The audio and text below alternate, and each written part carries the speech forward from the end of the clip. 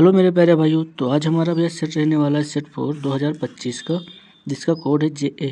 और भैया जो हम अनसॉल्व सॉल्व कर रहे हैं वो पीछे से आगे की ओर सॉल्व कर रहे हैं, ठीक है। तो जिन भाइयों ने नहीं देखा है वो अवश्य जाकर देखें, फिर इसके बाद सेट 4 देखें। अब देखते हैं हमारा क्वेश्चन क्या है। तो क्वेश्चन भैया देखो चैप्टर 1 से लिया गया है समुच्चय, ठीक है। समुच्चय दिया गया है इतना, जिसका रिलेशन है A से B, फिर सच दैट, ठीक है, इस प्रकार B बराबर A+2 द्वारा परिभाषित संबंध है, ठीक है। तो हमें ज्ञात का करना है समतुल्य, सममित और संक्रामक, ठीक है। इसमें ऑप्शन तो दिए गए हैं, बट हमें कौन सा सही है उस पर टिक लगाना है। तो पहले क्वेश्चन को बेसिक से समझते हैं, क्योंकि ये जो चैप्टर 1 है, आपको अगर बेसिक से नहीं आएगा तो फिर आप क्वेश्चन नहीं समझ पाएंगे, ठीक है। तो बेहतरीन ढंग से समझते हैं भैया क्वेश्चन को। तो देखो भैया क्या है हमारा, एक समुच्चय दिया है, ठीक है। इसका हम नाम दे देंगे A।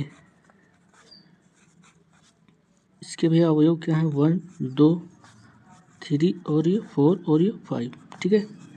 इसी प्रकार से रिलेशन दिया है भैया R A से B में, ठीक है। सच दैट इस प्रकार है कि B = A+B के है, ठीक है। इतना A+2 के है, ठीक है।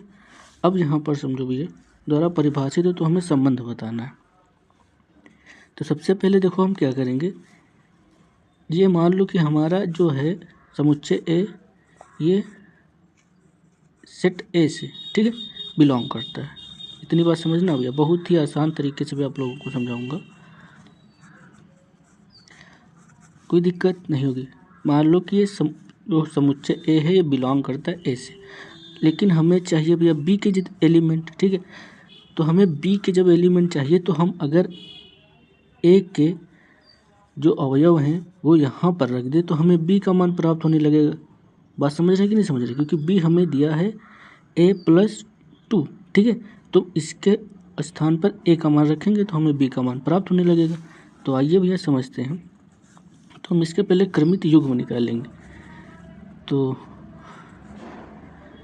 R बराबर, ठीक है। अब यहाँ पर हम 1 लिख लिया और इसमें 1 रखा, तो क्या हो जाएगा हमारा 1 और ये 2 हो जाएगा 3। यहाँ तक कोई दिक्कत नहीं। अब इसके बाद हम यहाँ लेंगे 2, ठीक है। तो 2 यहाँ पर रखेंगे तो क्या हो जाएगा हमारा 4।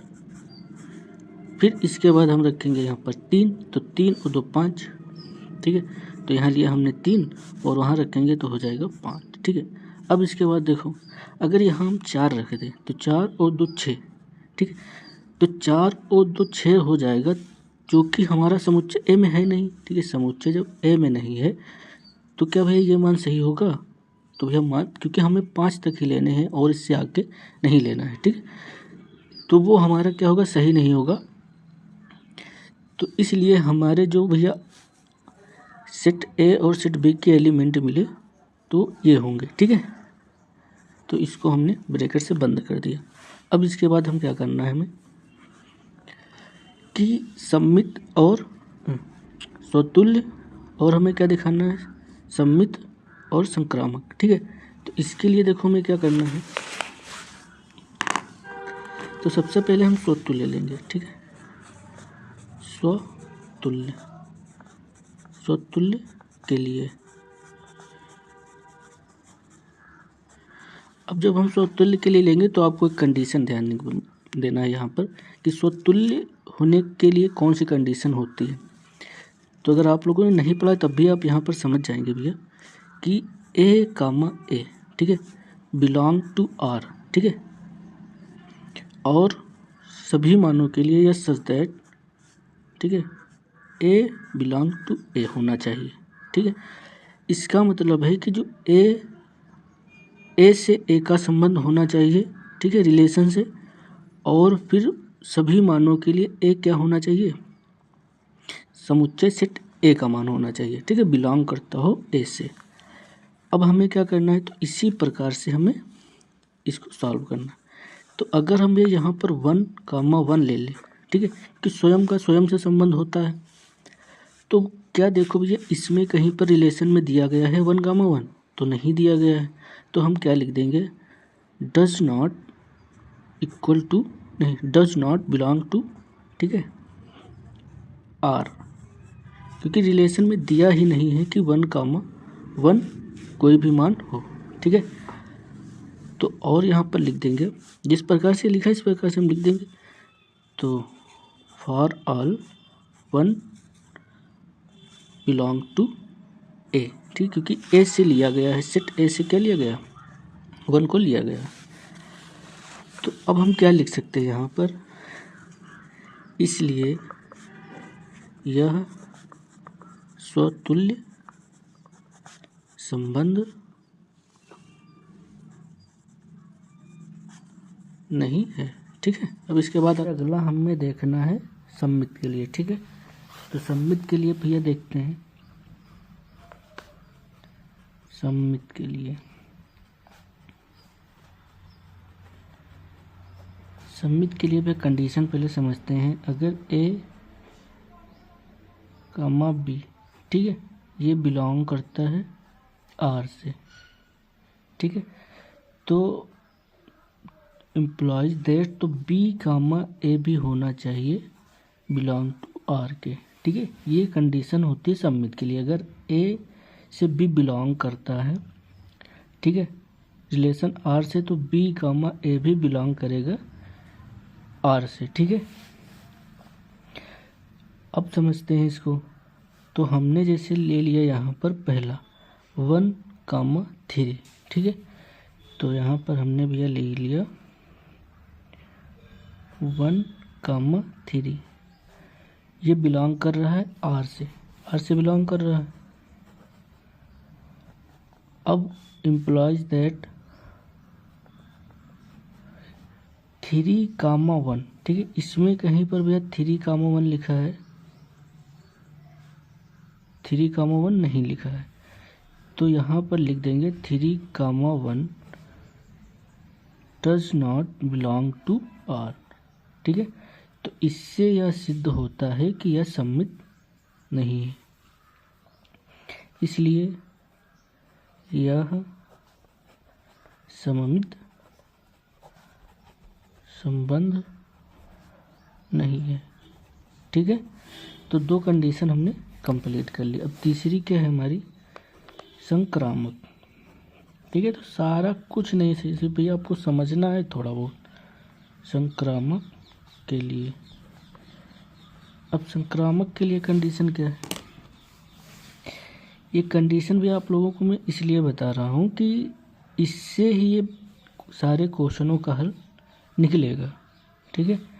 तो संक्रामक के लिए होता है, अगर A comma B belong to R के, ठीक है, और B comma C belong to R, तो ए कामा सी है वो भी बिलोंग होना चाहिए आर के, ठीक है। इसका संबंध इससे होना चाहिए। तो A comma C belong to R, ठीक है, एम्प्लॉइज दैट। तो यही हम जो मेथड है वही हम इस पर भी अप्लाई करेंगे। तो हम ले लेते हैं अवयव 1,3, ठीक है। तो हमने ले लिया 1,3। अब देखो यहाँ पर क्या लिखा है, 1 ए comma B belong to R, तो हमने लगा लिया बिलोंग टू आर। फिर लिखेंगे और अब क्या लिखा है, बी कामा सी, मतलब देखो ये इसका सेकंड भाग, इसका फर्स्ट भाग, मतलब वही हमें नंबर लेना है जो फर्स्ट बी से स्टार्ट हुआ है, तो वही हम लेंगे जो यहाँ 3 से स्टार्ट हुआ है। तो 3 से भी देखो कोई स्टार्ट हुआ है, तो ये है 3,5, ठीक है। तो 3,5 लेंगे, तो 3,5, ठीक है, वो भी बिलोंग कर रहा है आर से बिलोंग कर रहा है, ये हो गया आर। अब लिख देंगे भैया इम्प्लॉइज दैट, क्या हमारा भैया अब ए और सी, तो हम देखेंगे 1 और 5, तो 1 और 5 लेंगे।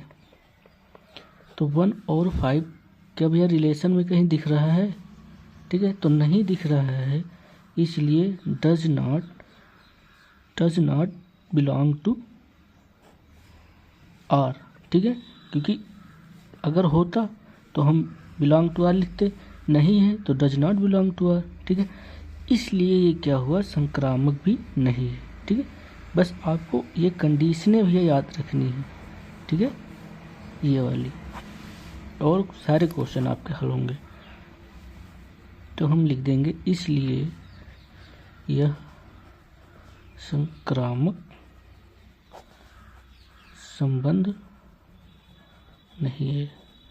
ठीक है, तो हम क्या कहेंगे, ना सम्मित, ना स्वतुल्य है, ना सम्मित है और ना संक्रामक है। ठीक है, तो अगर यही आंसर भैया होगा कहीं पर तो वही सही होगा। स्वतुल्य नहीं है, सम्मित नहीं है और ना ही संक्रामक है, तो ऑप्शन डी सही है। तो भैया अगला क्वेश्चन है हमारा खा नंबर। इसमें कह रहा है यदि अवयव ए और बी, ठीक है, की कोटियाँ क्रमशः m क्रॉस n है और n क्रॉस p हो तो a और b की कोटि, ठीक है, कोटि के है या क्रम के, बात एक ही है। तो समझते हैं भैया क्वेश्चन को। खा नंबर, ठीक है, अब यहाँ पर देख लो हम ऐसे लिख रहे हैं, a दिया गया है हमारा जिसका क्रम है, कोई एक अवयव दिया गया है जिसका क्रम बता रहा है कि m क्रॉस n है। ठीक है, और एक b दिया गया है जिसका भैया क्रम क्या है, n क्रॉस p। ठीक है, तो जब आपको क्रम पीछे इस प्रकार से अवयव आप बना लेंगे और क्रम यहाँ लिख लेंगे। ठीक है, तो आप देखना क्या है आप लोगों को कि लास्ट वाला पहले से मतलब सेम है कि नहीं सेम है। ठीक है, इसका मतलब है जो इसका भैया कॉलम है, ठीक है, ये पहला क्या होता है, रो, और ये होता है कॉलम। ठीक है, और ये होता है रो और ये होता है कॉलम। ठीक है, तो अब इसको हमें देखना है कि अगर पहले वाले का कॉलम दूसरे वाले का रो अगर बराबर है तो ये क्या होगा, ठीक है, तो इससे जो हमें मिलेगा, ठीक है, उसकी जो हमें कोटि मिलेगी ए क्रॉस बी की। अब मतलब अब हम ए और बी को सॉल्व करेंगे, तो जब ए और बी को सॉल्व करेंगे तो हमें एक नया अवयव मिलेगा जिसकी भैया कोटि क्या होगी, अब जो रह गया है उसको हम लिख लेंगे, ये बचा है और ये बचा है। ठीक है, तो ये m क्रॉस p की अब हमारे पास एक नया अवयव मिलेगा। ठीक, ये और ये तो क्या है, सेम है, हट जाएंगे और नया अवयव हमें मिल जाएगा ये वाला। ठीक है, तो m क्रॉस p हमारा राइट आंसर होगा। ठीक है, तो देखते हैं कौन सा आंसर है हमारा। तो m क्रॉस p है, तो आप ऐसे टिक लगा लो, सेम सेम हटा दो, जोन बचेगा वो आंसर। ठीक है, सेम सेम को हटा दो, जो बच गया वही हमारा आंसर। ठीक है, ध्यान रखना ये लास्ट होना चाहिए, पहला होना चाहिए। अब इसके बाद आते हैं नेक्स्ट क्वेश्चन पर। तो इसका ऑप्शन भी ऐसे ही गा नंबर है। देखो यहाँ पर लिखा है इतना हमें मान दिया गया, हमें घात पूछ रहा है। ठीक है, तो घात और कोटि एक नंबर में आता ही आता है क्वेश्चन, तो बहुत अच्छे से ध्यान देना, कुछ नहीं क्वेश्चन में। देखो यहाँ पर 3 होगा। ठीक है, तो इसमें ध्यान देना है कि जिसका अवकलन अधिक बार हुआ है।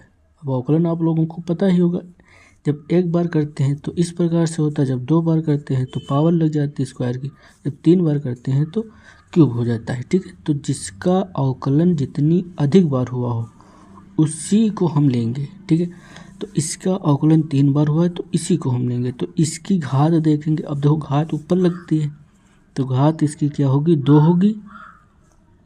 ठीक है, और अगर इसकी भी कोट पूछ लेता तो कोट क्या होती, 3 होती। ठीक है, तो घात क्या है इसकी भैया, 2 है। ठीक है, गा नंबर इसकी घात होगी भैया 2, क्योंकि घात पावर को हम कहते हैं घात। ठीक है, और इसकी कोटि क्या होगी, इसकी कोटि होगी 3। ठीक है, तो यही हमारे क्या होंगे राइट आंसर। तो जहाँ लिखा है वो क्या होगी, हमारी घात होगी। ठीक है, नेक्स्ट क्वेश्चन पर आते हैं। देखो सदिश इतना दिया है कि दिक्कोज्या ज्ञात करनी है। ठीक है, तो दिक्कोज्या भी फार्मूले बेस पर है। आइए सॉल्व करते हैं।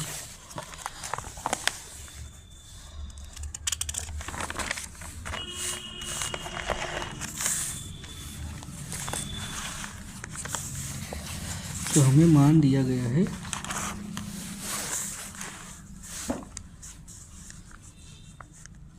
घ नंबर, इसको मान लेते हैं वेक्टर ए। ठीक है, बराबर i plus J minus 2k। ठीक है, अब हमें क्या करना है,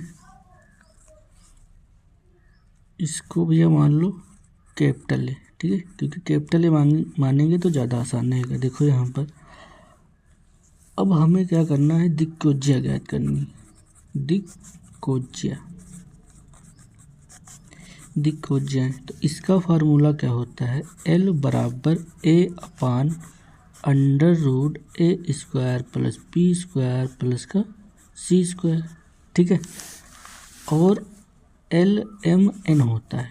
ठीक है, तो ये क्या हो जाता है भैया, बी अंडर रूट ए square plus B square plus का सी स्क्वायर। इसी प्रकार से n क्या होता है भैया हमारा, सी अपान अंडर रूट ए square plus B square plus का सी स्क्वायर। ठीक है, अब हमें क्या करना है, ए का मान कहाँ से लिखेंगे, जो i और j के गुणांक हो गए। मतलब इसका गुणांक कितना है 1 और इसका गुणांक कितना है 1, इसका गुणांक कितना है माइनस का 2। ये a होता है, ये b होता है और ये c होता है। ठीक है, तो अब यहाँ पर इसका गुणांक क्या होगा 1। ठीक है, तो 1 लिख लो अपान अंडर रूट, अब देखो क्या लिखा है, a square plus B square plus c square. ठीक है, को हमको सॉल्व करना है रूट में, तो 1 का स्क्वायर लिख लो प्लस 1 का स्क्वायर लिख लो, फिर यहाँ पर लिख लो प्लस। अब यहाँ देखो माइनस का 2 है तो हम माइनस के 2 का वर्ग लिखेंगे, कोई दिक्कत नहीं। इसको सॉल्व करेंगे तो देखो क्या आएगा, 1 का वर्ग 1, 1 का वर्ग 1 और ये माइनस 2 का वर्ग क्या होगा 4 होगा, माइनस प्लस हो जाएगा। तो 4 और 2 6, तो ये हमारा बनेगा 1 अपान रूट 6। ठीक है, तो ये दिक्कोज्या L निकल कर आई। अब M यहाँ पर क्या होगा 1, और देखो अंडर रूट सबके नीचे सेम है तो यही मान निकलेगा, तो इसका भी मान निकलेगा 1 अपान रूट 6। और n क्या है हमारा माइनस का 2, तो माइनस का 2 और नीचे सेम है तो वही लिख लेंगे। अब हम लिख देंगे अतः दिक्कोज्याएं।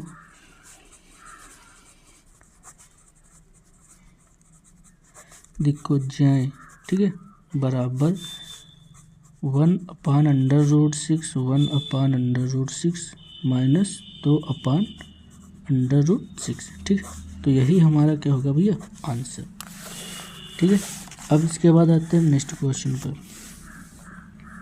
लिखा है यदि r ठीक है स्टार सभी शून्योत्तर वास्तविक संख्याओं का समुच्चय हो तो fx बराबर 1 अपान x द्वारा परिभाषित प्रतिचित्रण f such that r star ठीक है इम्प्लॉइज दैट r स्टार।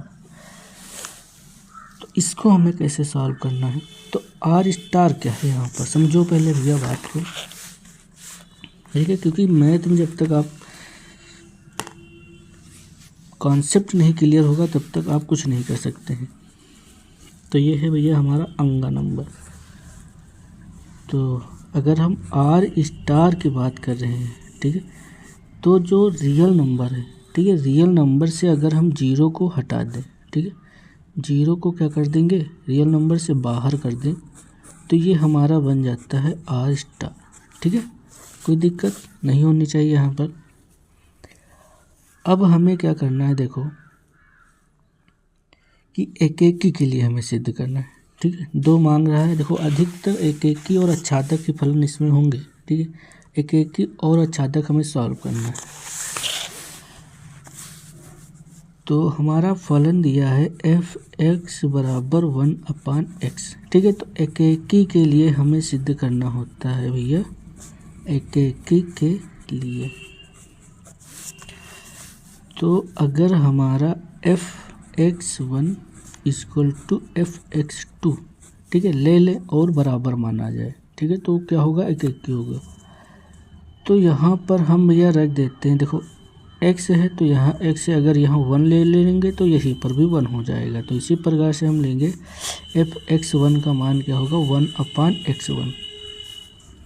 2 रख देंगे तो 2 हो जाएगा यहाँ पर, ठीक है।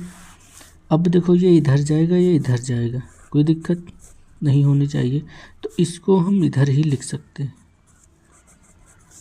तो ये हमारा क्या आ गया, x1 इक्वल टू x2, ठीक है।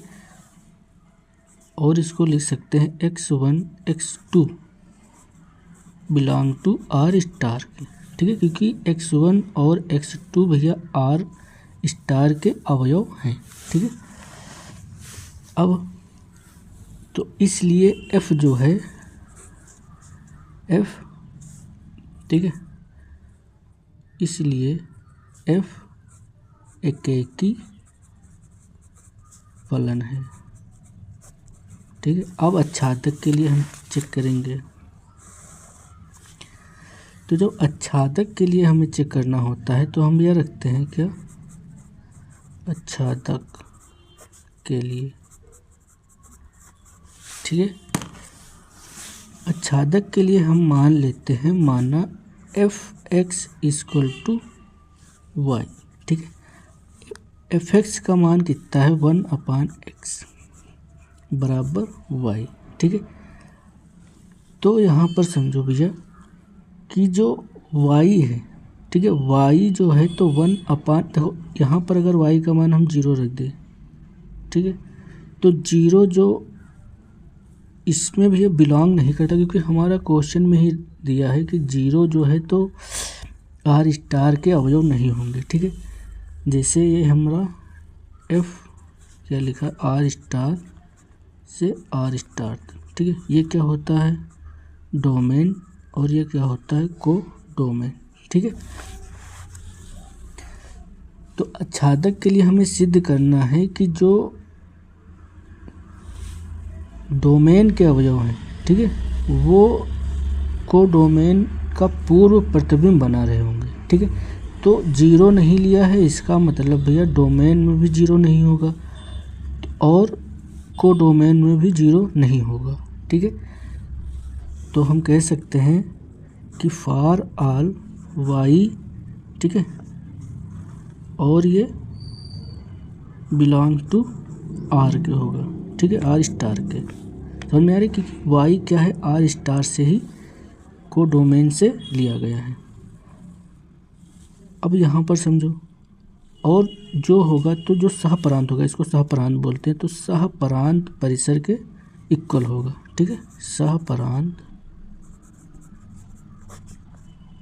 परिसर के इक्वल होगा, ठीक है। तो ये क्या हो जाएगा, आच्छादक हो जाएगा, इसलिए f फलन f आच्छादक, ठीक है। अब इसके बाद हम आते हैं नेक्स्ट क्वेश्चन पर। नेक्स्ट क्वेश्चन क्या है, 2 का नंबर cos इनवर्स -1/√2 का मान ज्ञात कीजिए, ठीक है। ये बात समझ में आ रही कि नहीं भैया, देखो यहाँ पर हमने बताया, देखो सीधा सा सिंपल समझो कि 0 नहीं है, ना x में है ना y में है, ठीक है। तो इसका रिलेशन भैया क्या होगा,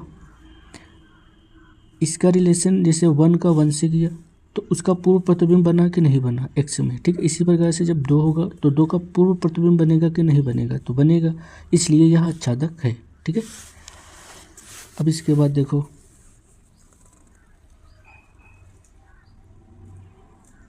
दूसरे का नंबर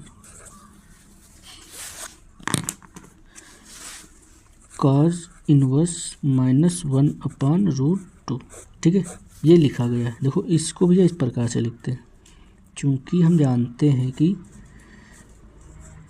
cos इनवर्स -x को हम किस प्रकार से लिख सकते हैं, pi minus cos inverse x, ठीक है। ट्रिग्नोमेट्री भी आप लोगों ने पढ़ा होगा तो ये चीज़ आप लोगों को पता होगी। इसी बेस पर हम ये क्वेश्चन सॉल्व करेंगे। तो माइनस लगा है तो माइनस हट गया है और cos इनवर्स x बचा है। तो आ जाओ भैया इसको सॉल्व करते हैं। तो हम लिख लेंगे यहाँ पर जो इसका मान इसके बराबर है, तो हम यहाँ पर इसको पाई लिखेंगे पहले, फिर माइनस, देखो माइनस हट गया, बचेगा हमारा cos इनवर्स 1/√2। ठीक है, तो पाई माइनस, अब देखो यहाँ पर इसका मान किसके बराबर होता है, तो यहाँ पर भैया लिख लो cos इनवर्स 1/√2 बराबर होता है π/4 के। ठीक है, तो ये हमारा क्या हो जाएगा π/4। तो इसको सॉल्व करेंगे तो 4 में इससे 1 जाएगा तो बचेगा 3 π/4। ठीक है, तो यही हमारा क्या होगा भैया आंसर। तो भैया अगला क्वेश्चन है हमारा कि जांच कीजिए कि f(x) दिया गया है, ठीक है, और उसका ये मान दिया गया है, फिर x बराबर 1 पर हमें सतत है या नहीं, हमें ये ज्ञात करना है। ठीक है, 1 नंबर का क्वेश्चन है, ज़्यादा कुछ करना नहीं है आपको। देखो यहाँ पर क्या करना है, पहले तो हमने f(x) लिया, मान लिख लो, तो x + 5 और ये x - 5। ठीक है, ये x ≤ 1 है और x > 1 है। ठीक है, और x बराबर 1 पर हमें कह रहा है कि हमें सतत या असत देखना है। तो पहले हम x बराबर 1 पर, ठीक है, फलन में मान चेक करेंगे। देखो सतत होने के लिए हमारे पास 3 कंडीशन होनी चाहिए। f(x) हमारा मान सेम आना चाहिए, लेफ्ट हैंड लिमिट हमारा सेम आना चाहिए और राइट हैंड लिमिट हमारा सेम आना चाहिए। ठीक है, तो पहले हम फलन में चेक करेंगे f(x). ठीक है, f(x), अब देखो यहाँ पर हमने 1 लिख लिया है, तो यहाँ पर हम लिख देंगे 1, ना लिखो तो पहले उतार लो। अब देखो यहाँ पर कह रहा है x बराबर 1। ठीक है, तो 1 देखो बराबर कहाँ लगा है, इस वाले में लगा है, लेस देन या बराबर होना चाहिए, तो हम इस मान को लेंगे, तो बराबर x + 5। ठीक है, अब इसमें मान रख दो, तो 1 कह रहा है तो 1 बराबर, यहाँ पर 1 रखेंगे तो 1 + 5, ये हो जाएगा 6 और ये हो जाएगा f1। ठीक है, अब हमें क्या करना है कि राइट हैंड लिमिट चेक करना है। तो राइट हैंड लिमिट जब हम चेक करेंगे, राइट हैंड लिमिट, ठीक है, तो लिमिट h टेंड्स टू 0।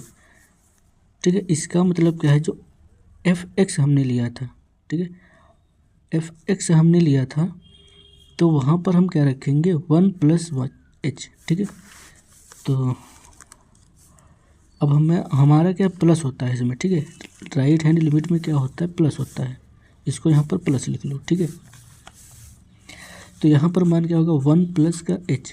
ठीक है, तो जहाँ जहाँ x है तहाँ तहाँ पर क्या लिखेंगे 1 + h। तो 1 + h मतलब 1 से अधिक मान है, इसका मतलब यही तो हुआ कि 1 से अधिक मान है।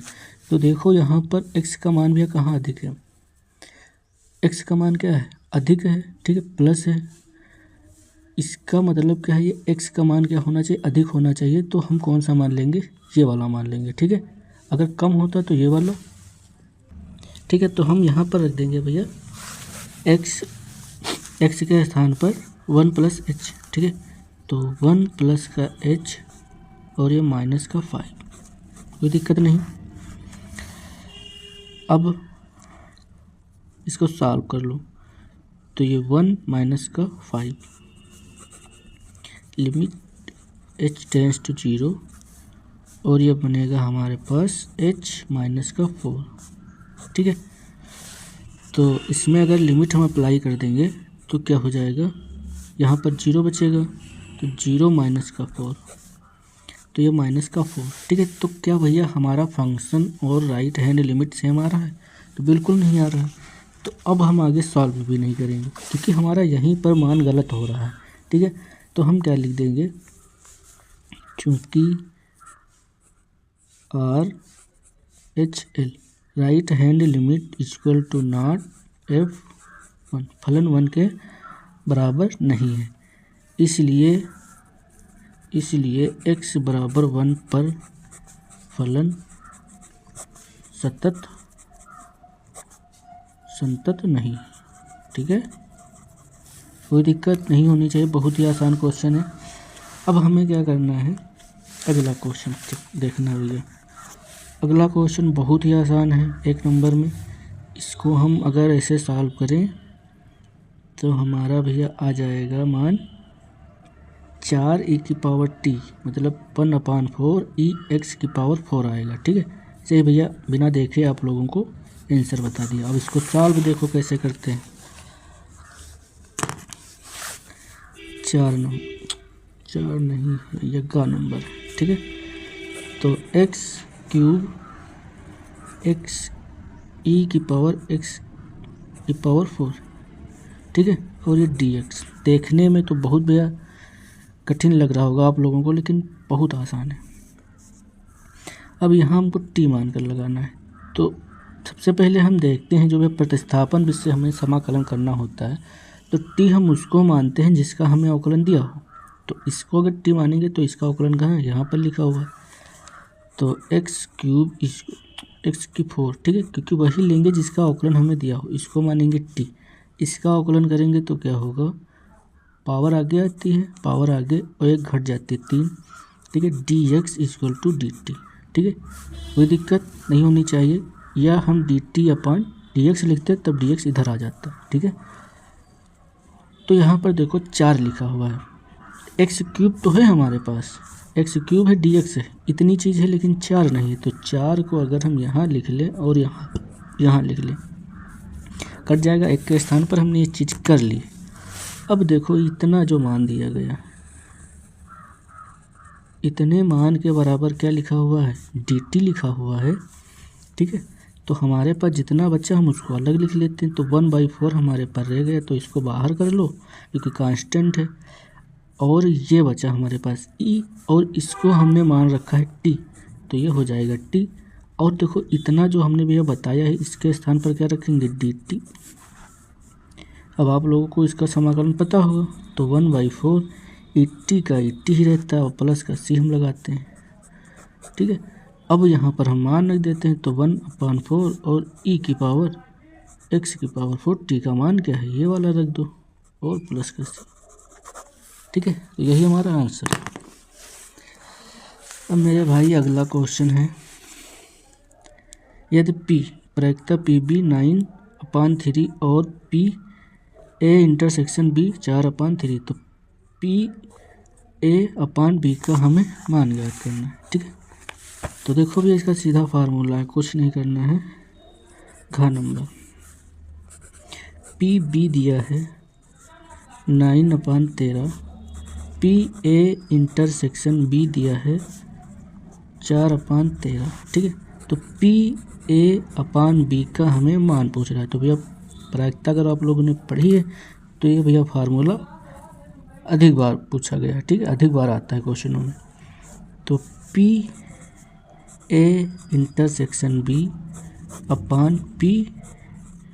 और ये B। ठीक है, इसका मान रख दो 4/13, इसका मान रखेंगे 9/13। ठीक है, बट्टा से बट्टा कटा और 4/9 बचा। ठीक है, यही हमारा क्या हो जाएगा, आंसर। अब इसके बाद आते हैं नेक्स्ट क्वेश्चन पर। देखो नेक्स्ट क्वेश्चन क्या, मान लीजिए कि वेक्टर ए दिया है, वेक्टर बी दिया है, क्या जिस मतलब परिमाण वेक्टर ए = परिमाण वेक्टर बी के बराबर है। ठीक है, अगर है तो सदिश ए और सदिश बी समान है कि नहीं। ठीक है, तो पहले हमें ये सिद्ध करना है कि बराबर है कि नहीं है, फिर हमें सिद्ध करना है कि सदिश ए और बी समान है कि नहीं। अब ये इसको भी सॉल्व कर लेते हैं।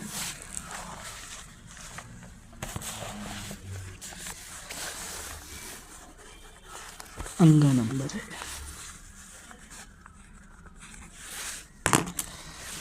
तो ए दिया है i प्लस का 2j और बी दिया गया है 2i प्लस j। ठीक है, सिद्ध क्या करना है, देखना भैया, इसका परिमाण निकाल ले और इसका परिमाण निकाल ले, ये बराबर आना चाहिए। ठीक है, और फिर इसके बाद सदिश ए समान होना चाहिए सदिश बी के। ठीक है, तो पहले इसका हम परिमाण चेक करते हैं। तो हमने भैया निकाल लिया सीधे वेक्टर ए का परिमाण, इसका होता है √1 का वर्ग। ठीक है, इसके गुणांक xy, अब xy के हमें xy ही दिया, z दिया नहीं है, मतलब a और i और j और k। ठीक है, तीनों का हमें क्या रहना होता, गुणांक रहना होता, लेकिन यहाँ पर i और j लिखा है तो हमें इन्हीं दो का दो निकालना रहेगा, +2 का स्क्वायर, तो ये हो जाएगा 4 और 5। ठीक है, तो परिमाण ए हमारा निकल कर आ गया। अब हम देखते हैं परिमाण बी को। ठीक है, तो इसको भी हम निकाल लेंगे, तो यहाँ पर आएगा 2 का वर्ग प्लस का 1 का वर्ग, ये भी हमारा आता है √5। ठीक है, कोई दिक्कत नहीं होगी भैया। तो हम लिख सकते हैं कि परिमाण ए इक्वल टू परिमाण बी, ठीक है, इक्वल टू √5। ठीक है, तो क्या है भैया कि हाँ जो इसका परिमाण है वो सत्य है। ठीक है, तो हम लिख देंगे हाँ। ठीक है, इक्वल है। अब यहाँ पर वेक्टर ए और वेक्टर बी, तो देखो यहाँ पर वेक्टर सदिश जो ए है और सदिश बी है, तो देखो इसको बराबर होने के लिए हमें क्या होना जरूरी, इसका समांतर होना जरूरी है। ठीक है, मतलब अगर बराबर होंगे जब ये दोनों सीधे समांतर होंगे, तो देखो यहाँ पर 1i है लेकिन यहाँ पर 2i है। अगर यहाँ पर 2i होता, ठीक है, और यहाँ पर 2i होता और यहाँ पर 2j होता और यहाँ पर 2j होता, तो हमारा समान था। ठीक है, और ये चीज़ भैया नहीं मिल रही है, तो इसलिए ये समान नहीं है।